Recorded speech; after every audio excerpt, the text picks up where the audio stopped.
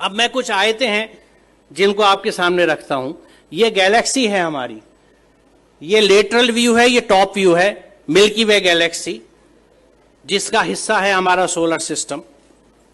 ये उसका स्केच है, एग्जैक्ट पिक्चर नहीं है। इस गैलेक्सी के अगर आप डायमेंशंस देखें तो एक बाजू से दूसरे बाजू 1,00,000 नूरी साल, यानी 1,00,000 लाइट ईयर्स का डिफरेंस है, डिस्टेंस है इस हिस्से से उस बाजू तक।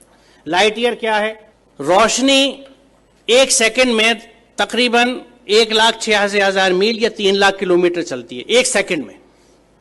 इसको 60 से मल्टीप्लाई कीजिए, 1 मिनट में रोशनी कितना चली, फिर 60 से मल्टीप्लाई कीजिए 1 घंटे में कितना चली। यहां तक आते ज्यादातर आपके कैलकुलेटर्स, कंप्यूटर्स फेल होने लगेंगे क्योंकि फिगर्स बहुत ऊंची चली गई।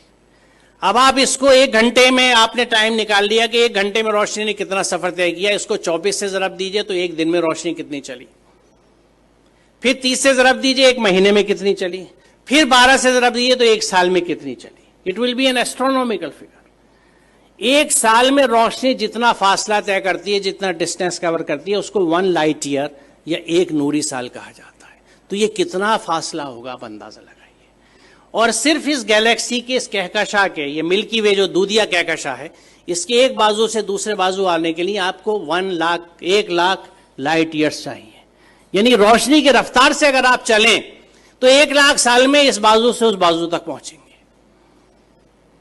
यहां अजमत का एहसास होता है अल्लाह ताला की। और ये मिल्की वे जो एक गैलेक्सी है, ये ऐसी एक गैलेक्सी नहीं है, बल्कि there are millions and millions of this galaxies पूरी कायनात में। और इन गैलेक्सीज में है क्या साहब? सितारे जिनकी डिफरेंट लाइफ साइकिल्स हैं, अगर आप स्टार्स की पढ़ें, या प्लैनेट्स जो उनके चारों तरफ घूम रहे हैं। सबसे बड़ा सवाल ये आता है कि ये रुके हुए कैसे हैं? रात में जो आसमान हमें इतना अच्छा दिखता है, उसमें तारे नजर आ रहे हैं, चांद नजर आ रहा है, ये रुके हुए कैसे? What is holding them? वो क्या चीज है? वो कौन से कुव्वतें हैं? आज हम जानते हैं कि ये इलेक्ट्रोमैग्नेटिक फोर्सेस हैं जिनके बैलेंसिंग से इनको हमने रोक रखा है। It is just phenomenal. आप ये समझिए कि मैग्नेटिक फोर्स को कंट्रोल करने के लिए इस वक्त हमारे पास जो सबसे अच्छी एग्जाम्पल है, उदाहरण है, वो मैगलेव ट्रेन का है कि मैग्नेटिक लेविटेशन से रेल की पटरी से 6 इंच ऊपर ट्रेन रन करती है, जिसको मैगलेव ट्रेन कहते हैं। उस मैग्नेटिक लेविटेशन से एक ट्रेन को सिर्फ हमने 6 इंच ऊपर उठाया है। और इन प्लैनेट्स का जो billions and billions of stars and planets और सूरज हैं, सितारे हैं, ये किस तरह से बैलेंस किए हुए मैग्नेटिक फोर्सेस के साथ। ये कितना जबरदस्त कैलकुलेशन है, कितना जबरदस्त हिसाब है। और इसको जब आप समझते हैं और सूरह रहमान की उस आयत को देखते हैं कि बस समा रफा व वज़ल मीज़ान, तो बात समझ में आती है कि उसने आसमान को बुलंद किया और एक तवाजुन कायम कर दिया। तवाजुन की अहमियत की वजाहत है, क्योंकि आप इमेजिन कीजिए, मुझे नहीं पता, मैंने बचपन में खेल खेला है, उसका जिक्र मैं हमेशा इस तकरीर में अपनी करता हूं कि मैग्नेट से जब हम लोग छोटे थे तो हमारे पास वो मोबाइल फोन्स नहीं थे या स्मार्टफोन्स नहीं थे जो आज आप लोगों के पास हैं। हमारे पास क्या होता था? टूटी हुई चूड़ियाँ होती थी, सिगरेट के पैकेट होते थे, माचिस की डिब्बियाँ होती थी, माचिस की तीलियाँ हुआ करती थी, और इन चीज़ों से हम खेल डिवाइस किया करते थे अपने लिए। तो मैग्नेट से हम जो एक खेल डिवाइस करते थे, और वो घर से जल्दी से किसी तरह जब अम्मी की नज़र बचती थी सुई उठा लाते थे या आल पिन ले लेते थे अब्बा के ड्रॉज में से कि कागज़ के ऊपर पिन रखी और नीचे मैग्नेट रख के उसको घुमाना शुरू किया तो ऊपर से वो सुई घूमती थी।